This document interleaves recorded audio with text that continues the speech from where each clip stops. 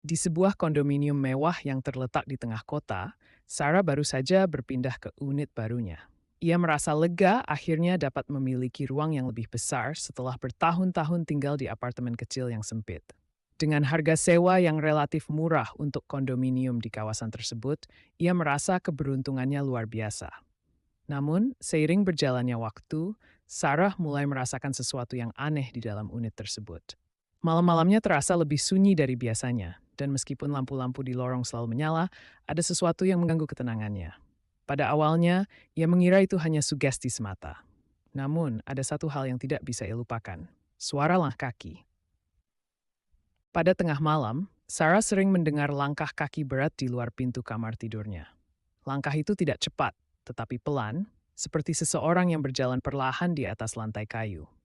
Ia mencoba untuk mengabaikannya, berpikir mungkin itu hanya suara dari penghuni lain.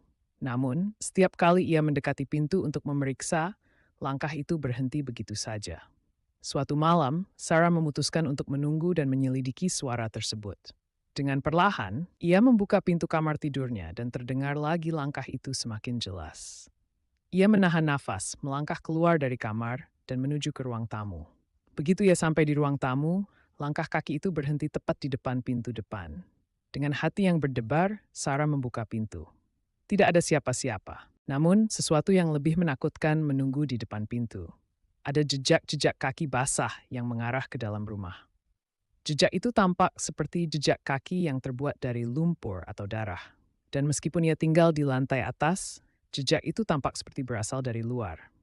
Dengan rasa takut yang semakin menggelayuti dirinya, Sarah mengikuti jejak-jejak tersebut yang perlahan mengarah ke kamar tidurnya. Di sana, jejak tersebut menghilang, alias teori ada sesuatu yang aneh di lantai. Dengan cemas, Sarah menundukkan kepala dan melihat di lantai dekat ranjangnya ada tulisan yang terbentuk dari darah yang mengering.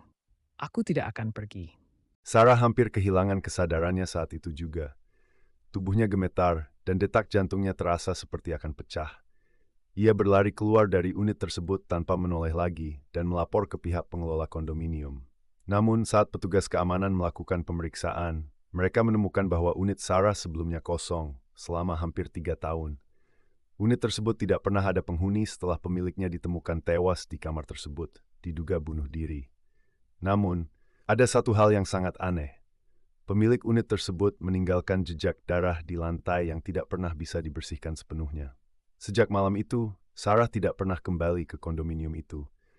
Setiap kali ia melewati gedung tersebut, ia selalu melihat jejak kaki basah yang mengarah ke pintu depan.